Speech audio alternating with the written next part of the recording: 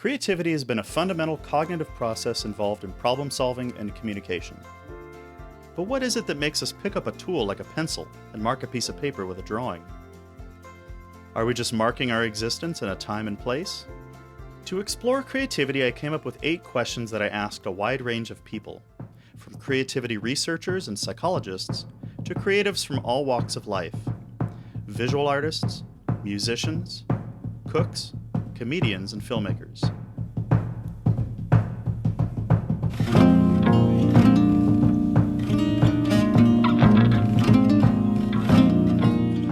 Okay, all ready? You want to just dive in? Sure. Okay. So what is creativity, Mr. Tippett? I have no idea what creativity is. The closest I can get is if you look at the equivalent of interviews with, say, Bach, Beethoven, and Mozart.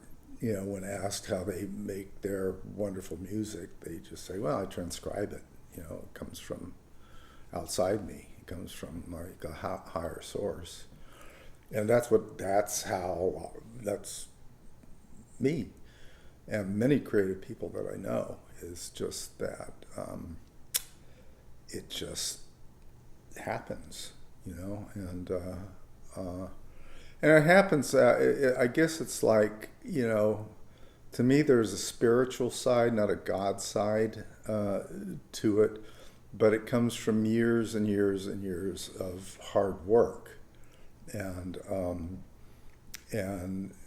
after working that hard for so long, you kind of enter into this zone that's very intuitive, where you just don't have to think.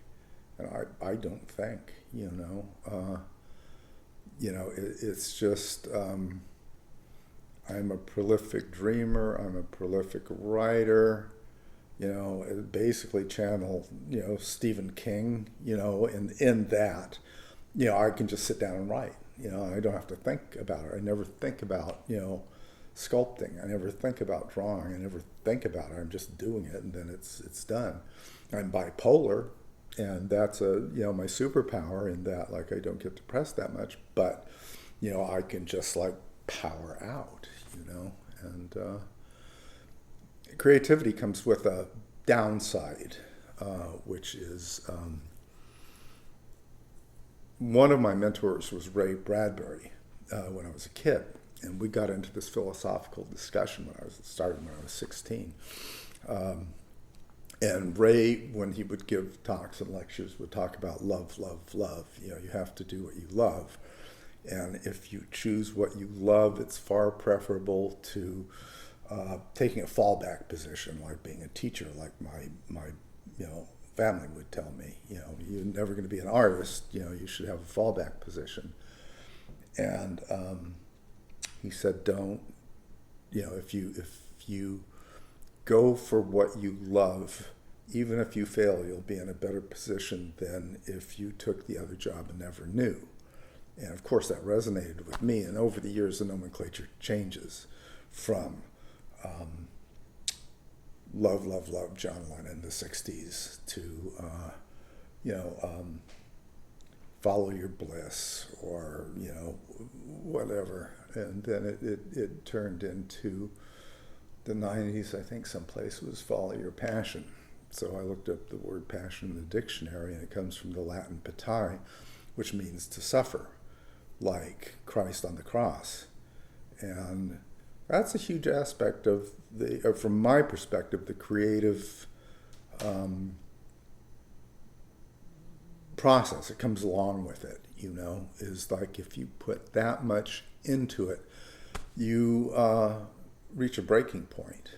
And it's my journey on this project, Mad God, which took me 30 years to complete, was very much like Carl Jung's The Red Book, and that drove Carl Jung nuts.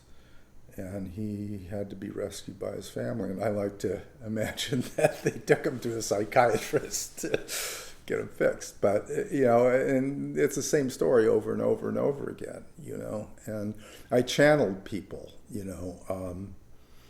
It's like mystics or shaman do.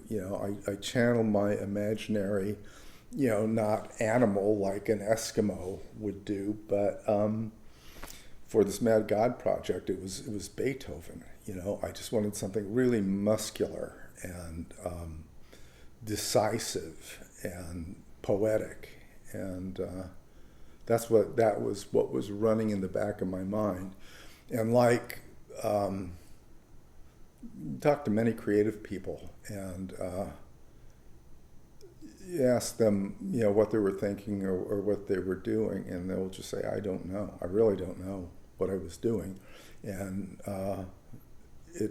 many times it takes years and years to even begin to understand what you're doing. And at that point, it's like a dream. It's an interpretation, of something else. And so my take is that I channel my solipsistic mind, in that everything in the universe, in my universe, is located in my electrochemical synapses, and there's nothing else. Everything else is like an illusion, but I've got a universe inside my head that I can access. I can go anywhere, at all, and I don't have to believe what I'm seeing. I do as the necessary convention for survival, but it's very clear to me that that's not all that there is. So, does that answer your question? I think so. Second one. Why do we create? Why do humans do that? I've been doing things since I can remember,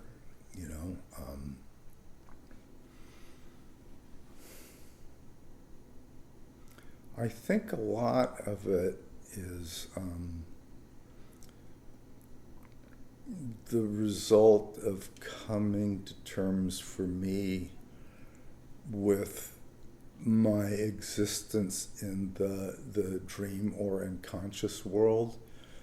That tends to be reflected in the art that I've done. Like one of my first living image is being in a crib, and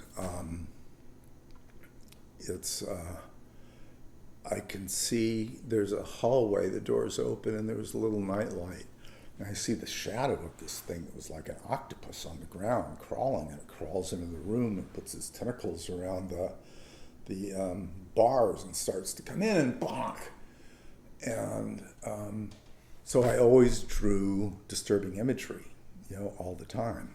And when I was maybe about 7 years old, I was in my bedroom and I heard something outside, and so I went to investigate, opened the glass door to my parents' backyard, and behind like this bamboo wall was a creature, and it steps out, and it's like this gigantic monster. And I know it's going to eat me. It's going to tear me to shreds. And I was like, what am I going to do? What am I going to do? And the answer came to me in the dream is like, you have to be worse than the demon. You have to summon everything within yourself to destroy that thing. And I did. I rushed towards it screaming, and then I woke up. When we were doing Starship Troopers, it was our first big digital production, and I had no idea how we were going to do it. Absolutely none. And I was, racked with anxiety. And one night I had this dream, and in the dream, I had a bamboo pole that was like 18 feet long, and on either side of the pole was a macrame seat. And Alan Marshall and John Davison, both the producers, sat in the seat, and I had to heft it up and walked precipitously up this path that was no more than a couple of feet wide that plunged like thousands of feet into the ocean with rocks and boiling sea and all that stuff, and go up and up and up. And I have terrible fear of heights, and get to this thing, and there's like a 90-degree turn, and it's like, I can't do this. This is impossible. And it was like, no, but you have to do it. But I can't do it, but you have to do it. You can't. And it was like, no, you have to do it. And the answer came to me, which was Phil Tippett, one foot in front of the other. And think about nothing else. Not the step you're going to take, not the step you did take, only take the step. And that was the answer to it. And I knew it.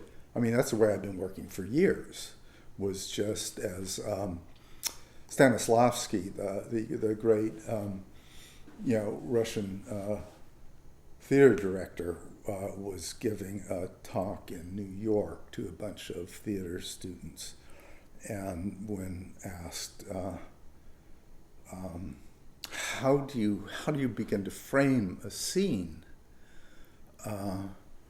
he said, you do it beat by beat, which was misunderstood as he meant bit by bit.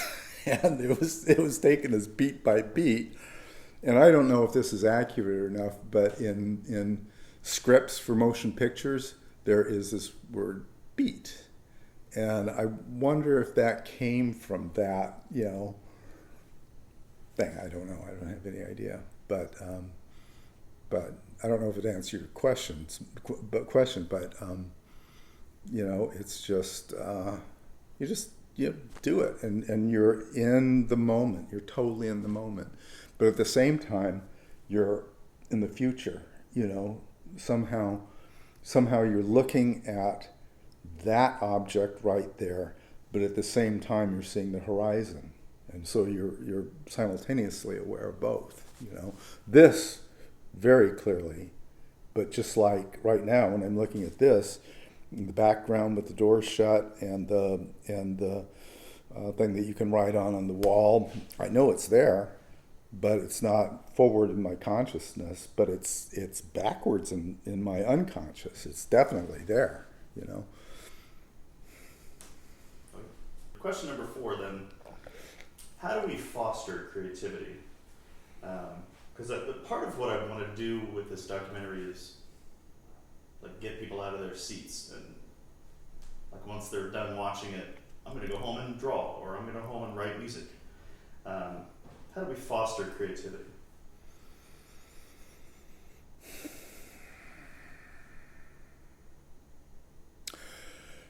Well, I believe that everybody's creative. I mean, you have to be. I mean, there's no way about it. But some people don't think they're creative, and I think that's really selling themselves short.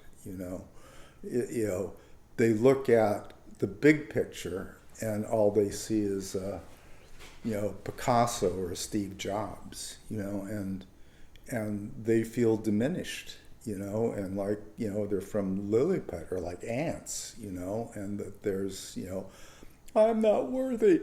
I can't do it.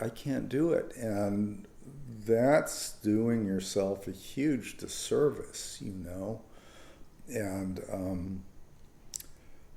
I think a lack of confidence is like the biggest hurdle to get over, and so many artists and other professionals, are never get past the rejection barrier, and you just can't even think about it. It's like, Ray Bradbury said, pursue what you love, and, fuck the rest of the world. Yeah. Well, going along with that, so there's a guy named James Kaufman, who's a professor at University of Connecticut, and he was one of the first people I interviewed, and he's also kind of set me up with other psychologists and stuff, but a lot of psychologists, I should say, when they talk about creativity, they talk about 2 types of it. There's big C creativity, which are the geniuses, like you said, Van Gogh and even like Einstein and Mozart and all those people, and everybody else is little c creatives. But that's a lot of people, and little c got so big that this guy James Kaufman and one of his coworkers, they made a new model that broke little c, because it's so big, into 3. So they have mini c, which is the like little creative things that you do for yourself. You make yourself a meal. You make you put the clothes on that you want to the way you want to look. It's also mini c is also the creativity involved in learning. So the aha moments, that kind of thing. And then on the other end of little c, they have pro c. So that's people who, are in the creative field that they want to be in. They're a professional in it. They just haven't attained the like eminent genius level that people would put, like, oh, that's a genius person, So why did I say that? His idea kind of democratizes creativity, kind of going along with what you just said. Like, I also think everybody's creative. And I think a lot of people are stuck behind, well, but I'm not Da Vinci, so why even bother? I just wanted to say that. Mm-hmm. Anyway, number 5. Well, that wasn't a question. Mm-hmm. That wasn't a question. It wasn't a question. Okay. I just thought I'd share that with you. Well, I have an answer to that. Oh, okay, sure. Which is, it's a partial answer. How about the question is, what do you think about big C, little c, mini c? Well, as you were talking, it made me think of an interview with Einstein. Now, I have been called genius by like some really smart people, and it's like, really, I'm a genius, like I'm a magician. I've tricked people, and I know, that's what I do. I make illusions, and it just seems like magic, but that's a shamanistic side to thing. You trick people, and you learn how to manipulate people's gullibility by like a sleight of hand, so you have to be and intuitively astute about people's naivete, so you can trick them.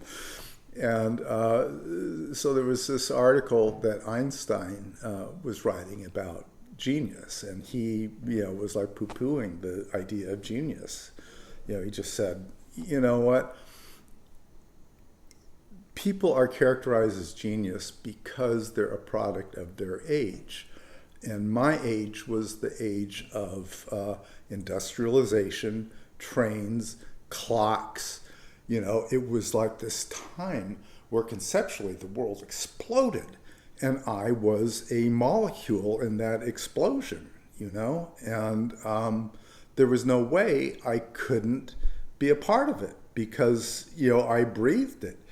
And a similar thing happened to me on a similar level with the everything changes when technology changes. Everything. And for creative people, you have to relearn every single time. You have to take your brain and you go like, I can use everything that I've learned up to this point, and now I have a whole new bag of tools. So I learned how to play the piano.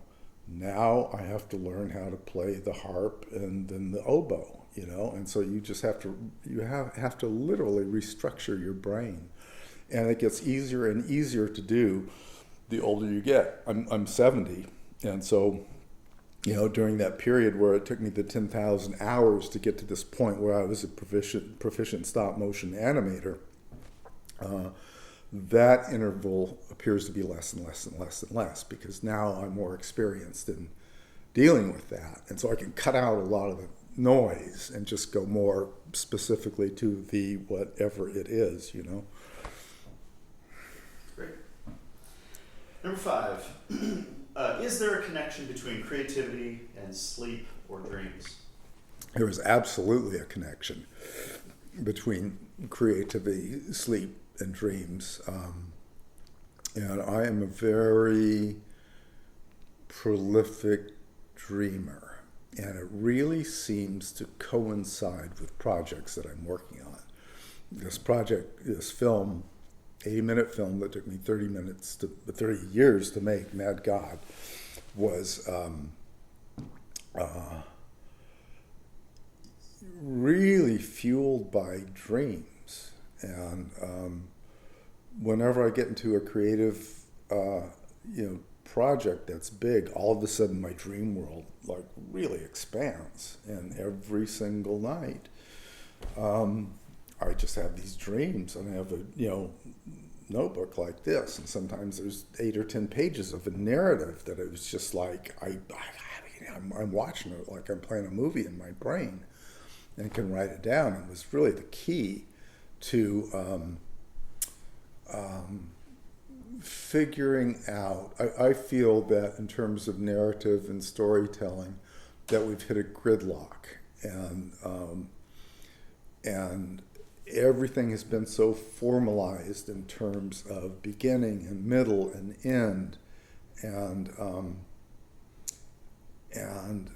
I'm tired of it. I mean, great works are done, no doubt about it, that I love, but at the same time, you see the plethora of crap that's out there, and there are masters of form, but then there's just like the sausage making, and even a lot of great stuff is sausage making. I just saw Ridley Scott's latest film about all these nights, and I was like so fucking bored with it, because it was like, oh, an old man made that,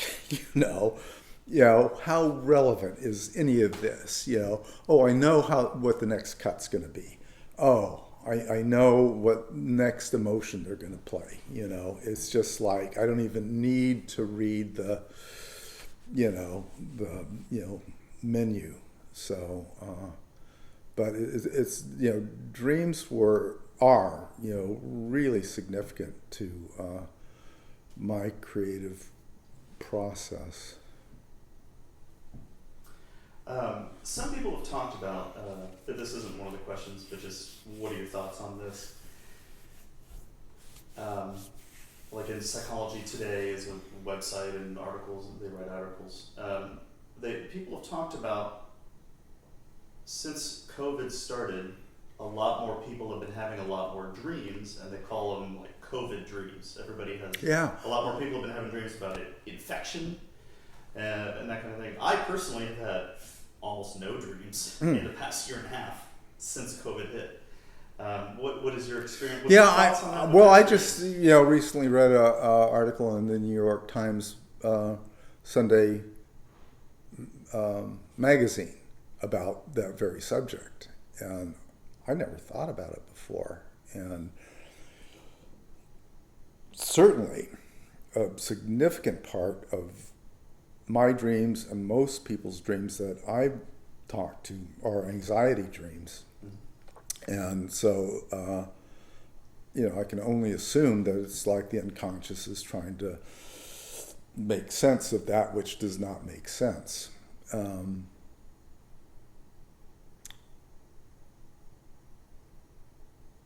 little off the track, but making sense out of that which does not make sense was the reason for the rise of the Dada art movement as a reaction to the horror of World War I.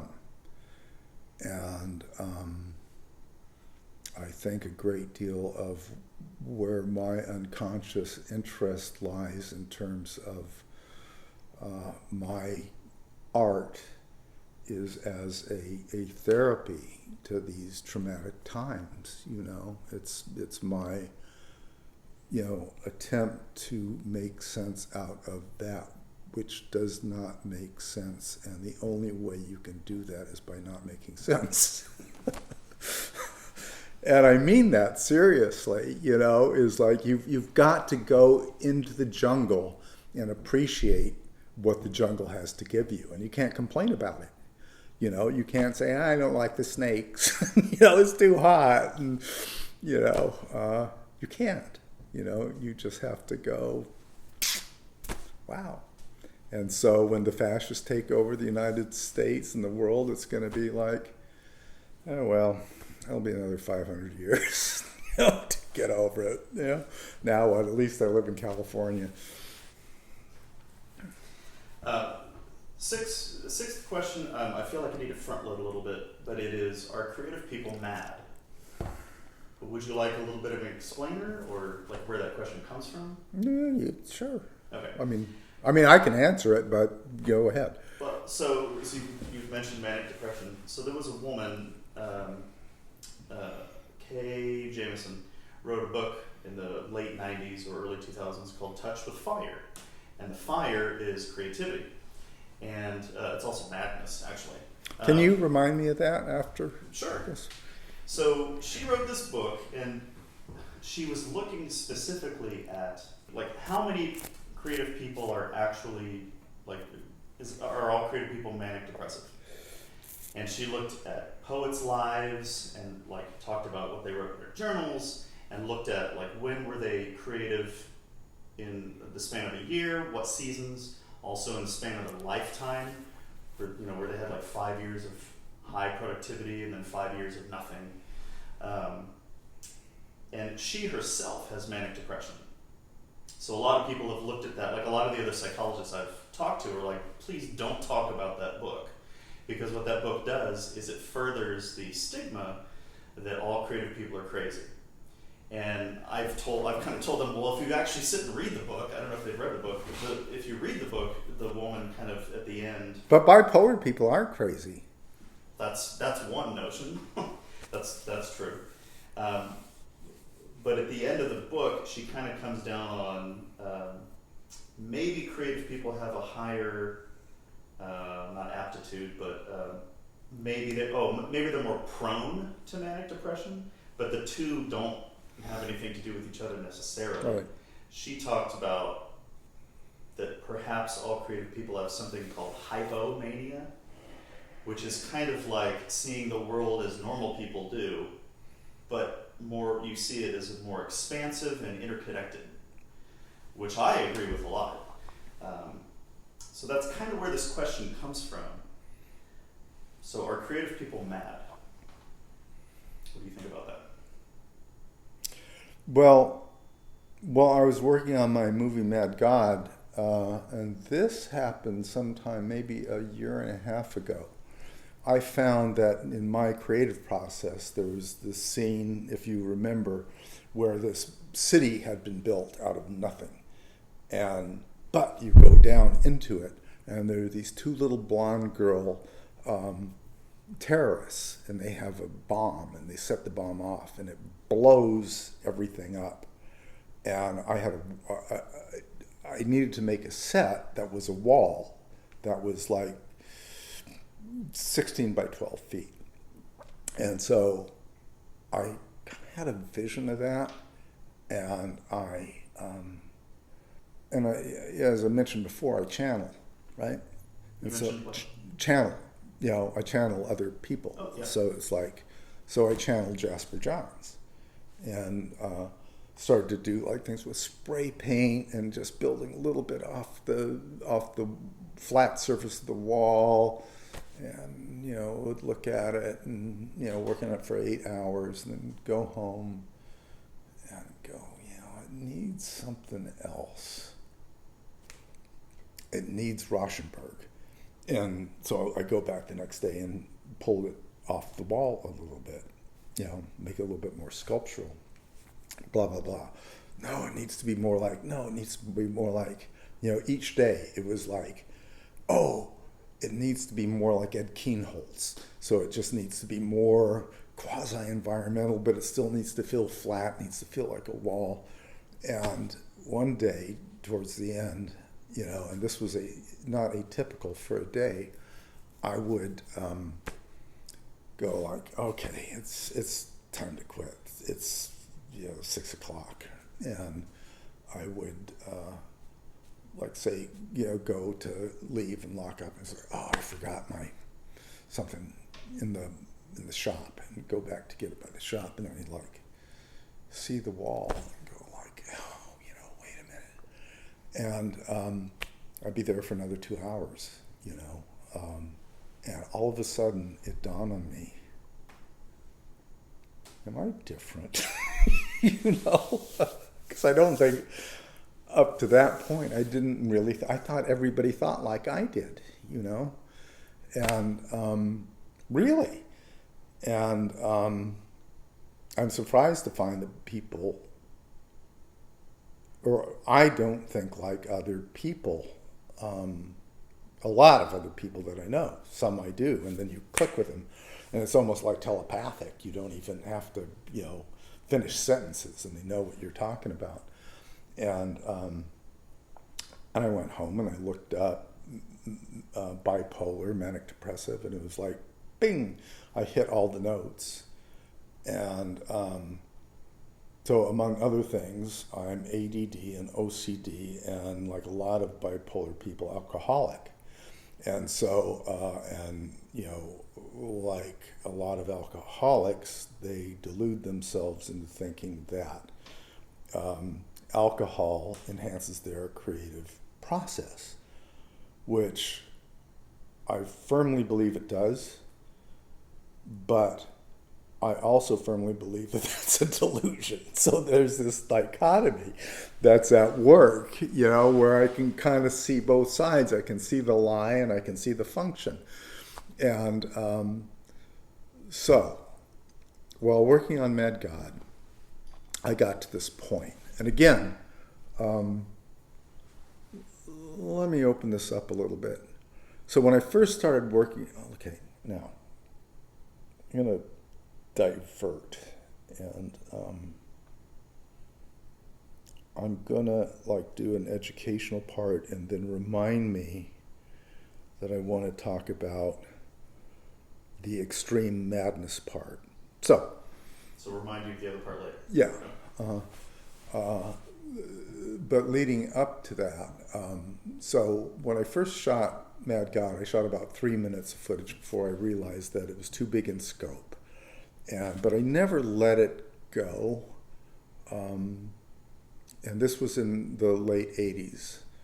And my wife was in the editorial department on Amadeus, so we got to know Milos Forman, the director, quite well. We'd go out to dinner with him, and he's a young filmmaker. I would ask him if he could give me advice, and he gave me the best advice I ever got, which was, if you want to take a good shit, you have to eat well. And it was like, of course. And so I didn't know where my Mad God project was going, but for the next 20 years, that's what I did. I studied Jung and Freud, and I'd always studied paleontology and archaeology and different cultures and creation myths and destruction myths and all this stuff for 20 years. And I fed myself. And then by a miracle, I got a lot of volunteers to finish Mad God over the last 12 years. And I was ready. I had everything that I needed stored up in here. And and then I, in earnest, started about 12 years ago. And I got to this point where I hated it. I hated doing it for the last couple of years. I just had to force myself to come in and get behind the mule and plow the fields. And I didn't realize it until later, after I had a episode where I was just, I had just and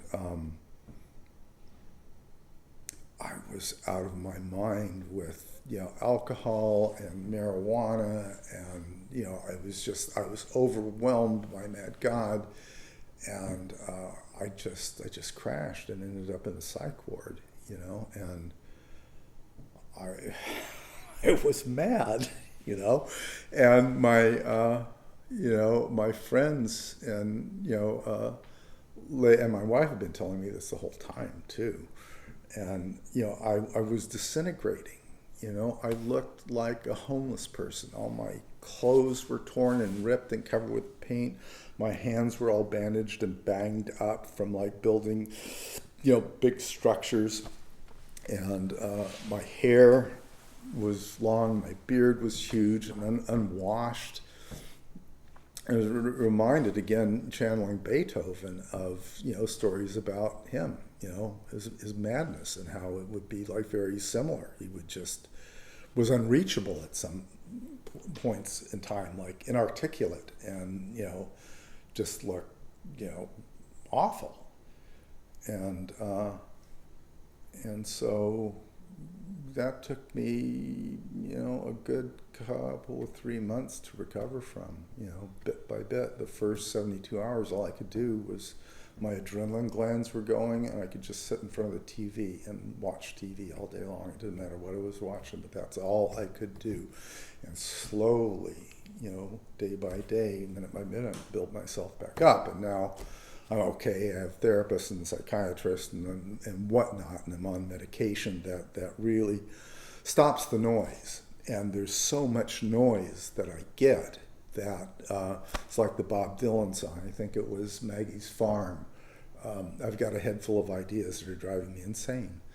And so I need the medication to dampen things, and then I don't need alcohol, you know. You also wanted to talk about the extreme. That was it. Yeah, okay. I did remember and folded it in. All right, last question here. How do you see creativity helping humanity in the future? It's all we got. You know, it's the only arrow in our quiver. So that's a pretty dystopic statement, you know, I think. At the same time, like of this dualism that keeps coming up, you know, it's very optimistic as well, you know, and so I have hope, you know, relentless hope. And as Ray Bradbury said, our ability to fantasize is our ability to survive. And that's where it ended. Excellent. Cool. So, I don't know how to work this camera. Yeah, I do. Press the big red button. Yeah. Okay.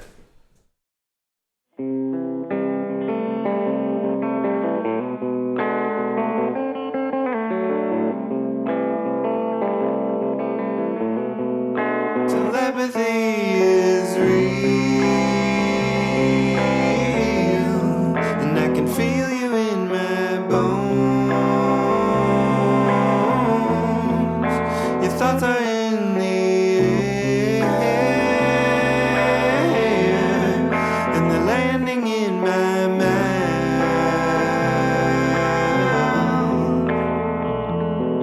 converging from all directions.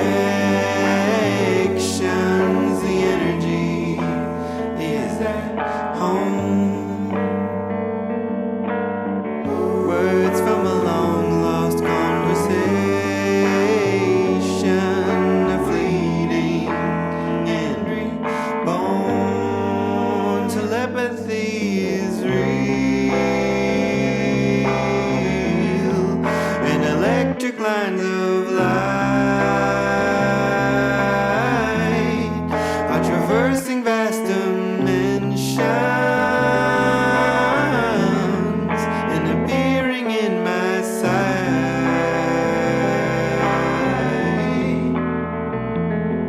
In books, TV, and movies, the messages come through.